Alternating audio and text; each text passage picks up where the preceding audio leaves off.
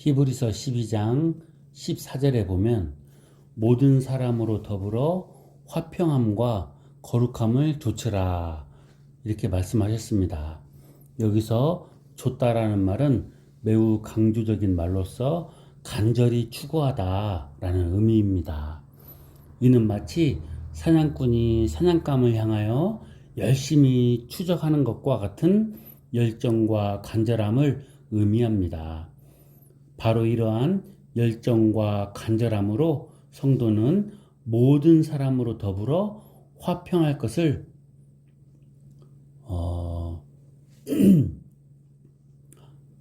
추구하여야 한다는 말입니다. 이는 신약 성경의 주안점과도 일맥상통하는 것입니다.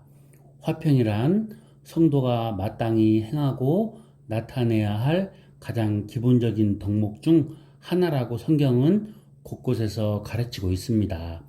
에베소서 6장 15절에 보시면 성도가 평안의 복음에 예비한 것으로 신을 신어야 한다고 말합니다.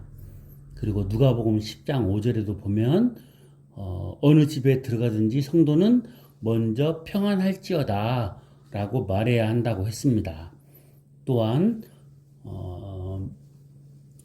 로마서 12장 18절에서는 할 수만 있거든 성도는 모든 사람으로 더불어 화평하여야 하며 그랬습니다. 그리고 에베소서 2장 18절에도 보면 동료 그리스도인들 뿐만 아니라 믿지 않는 외인들에 대해서도 화평해야 한다고 분명히 가르치고 있습니다. 고린도전서 14장 33절에도 보면은 성도의 믿음의 대상인 우리 하나님은 화평의 하나님이시오 그리스도는 우리의 화평이라고 분명히 가르치고 있습니다. 우리가 성도라면 화평을 이루는 사람이 되어야 합니다. 심지어 우리는 우리를 대적하는 사람들과도 화평해야 합니다. 하지만 이러한 일은 결코 쉬운 일이 아니며 좀처럼 도달할 수 없는 높은 경지의 일입니다.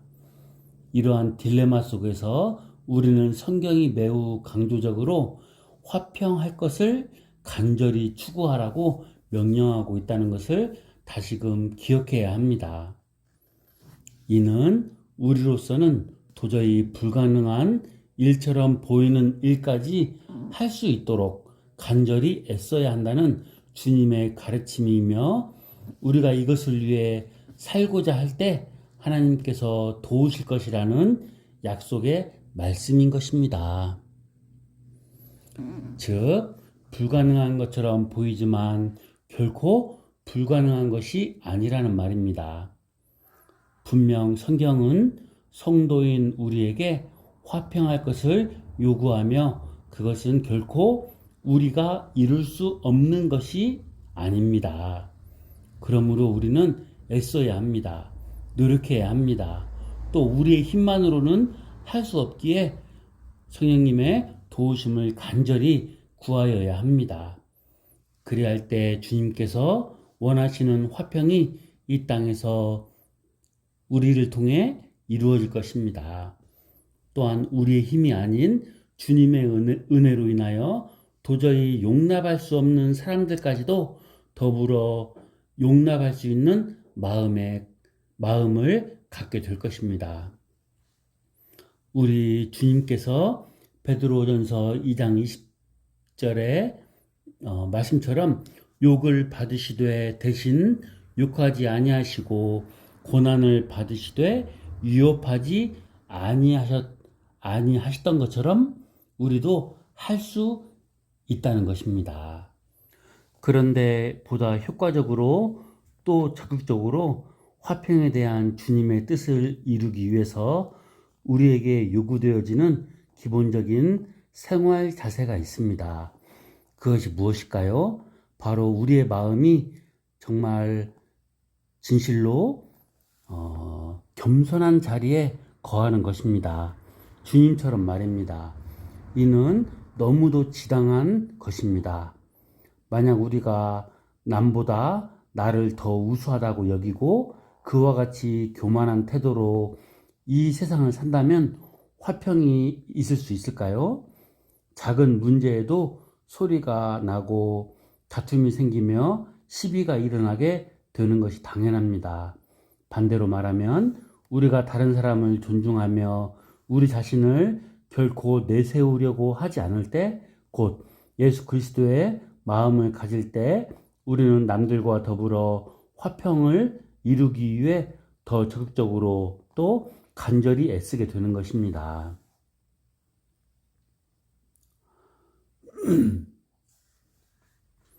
이 모든 교훈을 정리하는 의미에서 위대한 그 설교자로 유명한 스펄전 목사님의 말을 생각해 보겠습니다. 그는 만일 우리가 평화를 쫓으려면 오래 참음의 띠를 띄어야 한다. 또한 우리가 남에게 마음의 상처를 입고 있다는 느낌을 가질 때에는 용서해야겠다는 결심을 해야 한다. 왜냐하면 우리가 남에게 해를 끼치지 않으면 우리도 그러한 해를 받지 않을 것이기 때문이다. 라고 말했습니다. 이게 무슨 뜻일까요? 나의 억울함보다 다른 이들과의 화평을 추구하기 위해서는 겸손한 태도로 자신보다 남을 더 낮게 여기는 기본적인 마음과 남에게 손가락질 하기보다 자신을 먼저 다스리려는 결단 그리고 의지가 있어야 한다는 말입니다. 주님의 말씀을 따라 모든 사람과 더불어 화평을 이루기 위해 우리에게는 화평을 위한 결단과 겸손한 예수님의 마음이 반드시 요구되는 것입니다.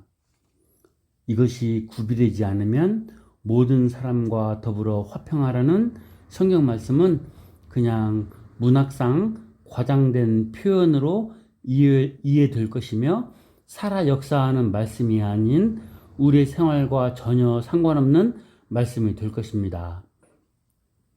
이 얼마나 엄청난 결과입니까? 하나님의 말씀이 우리의 나태함과 두려움과 포기로 인해 땅에 떨어지는 것입니다. 이렇게 되어서는 안 됩니다. 따라서 우리는 모두 모든 사람들로 더불어 화평할 수 있도록 간절한 마음으로 애써야 합니다. 실로 연약한 우리에게는 불가능한 일이지만 주저하거나 포기해서는 안 됩니다.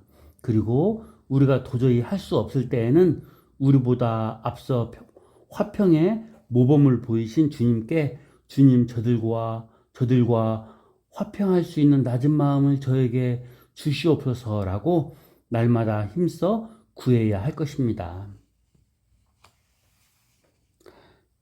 그 14절에 다시 보면 모든 사람으로 더불어 화평함과 거룩함을 쫓으라. 이것이 없이는 아무도 주를 보지 못하리라 하였습니다. 이것을 그 원문에 가깝게 직역하면 너희는 모든 사람과 더불어 화평을 쫓고 이것이 없이는 아무도 주를 볼 수 없는 거룩함을 쫓으라 입니다. 여기서 이것이란 바로 거룩함을 가리키는 것입니다. 즉 우리가 주님을 볼 수 있기 위해서는 우리에게 거룩함이 있어야 한다는 말입니다. 에스겔 선지자는 다음과 같이 하나님의 말씀을 기록해 놓았습니다. 에스겔서 44장 9절입니다. 나 주 여호와가 말하노라.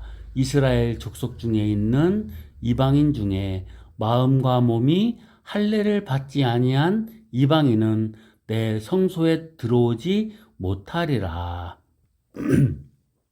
이 말씀을 오늘날의 우리 성도들에게 적용해 본다면 우리의 마음에서나 삶 속에서 거룩함을 전혀 가지지 못한 사람들은 어느 누구도 하나님의 성소 안에 들어올 수 없다는 말이 될 것입니다. 그 말은 곧 거룩함이 없다고 한다면 어느 누구도 하나님에 대하여 외인, 이방인이라는 말과 동일합니다. 즉 그들은 하나님과의 교제가 허락되어 있지 아니하며 영원한 하나님의 거민, 하나님을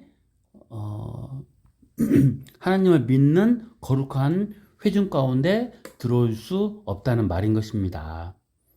이는 실로 우리의 신앙생활의 초점이 어디에 가 있어야 하는가를 잘 말해주고 있습니다. 우리의 믿음이 아무리 정통적이라 일컬음을 받으며 열심히 기도하고 성경을 공부한다고 할지언정 우리에게 거룩함이 없다고 한다면 우리는 결코 주님을 볼 수 없는 것입니다. 예수님께서도 그 팔복 가운데서 마음이 청결한 자가 주님을 볼 수 있다고 그 말씀하셨죠.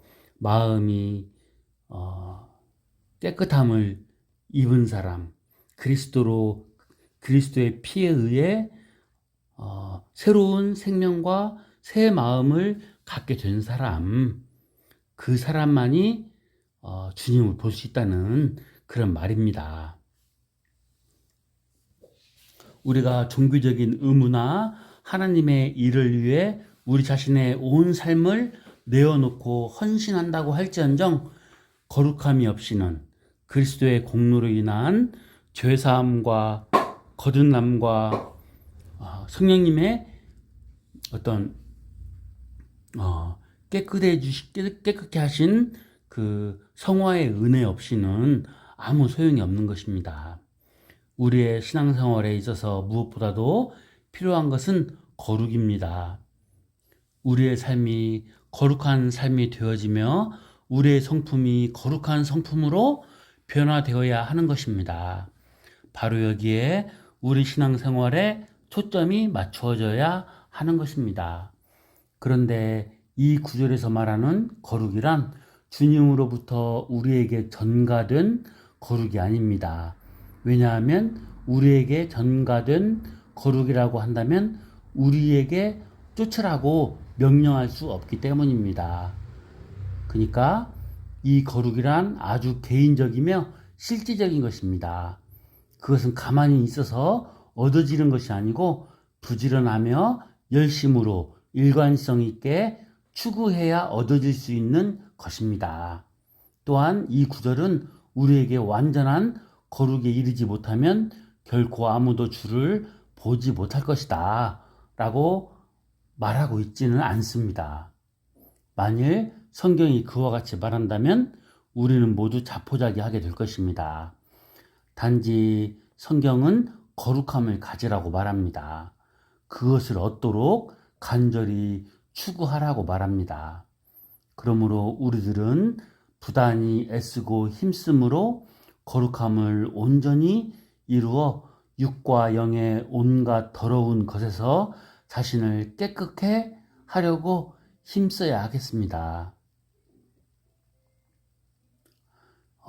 하나님의 말씀과 기도로 우리가 거룩해지니라 그랬잖아요. 디모데전서 4장 5절 말씀에 하나님의 말씀을 창념하고 그 말씀을 깨닫게 하심에 따라 그렇게 살도록 도와달라고 하나님께 기도하는 경건의 훈련에 우리가 힘쓸 때 하나님께서는 우리를 가까이 하시고 하나님께서 친히 우리에게 보여주시는 것처럼 그렇게 친밀하고 가깝게 우리가 그 하나님의 함께 하심을 경험할 수 있게 해주신다는 말씀인 것이죠. 하나님과 영원한 교제를 나누며 그분을 뵐 수 있는 은혜를 얻으시길 바랍니다. 우리 모두가 삶과 마음 가운데 거룩의 꽃이 온전히 피어나가기를 간절히 소망합니다. 감사합니다.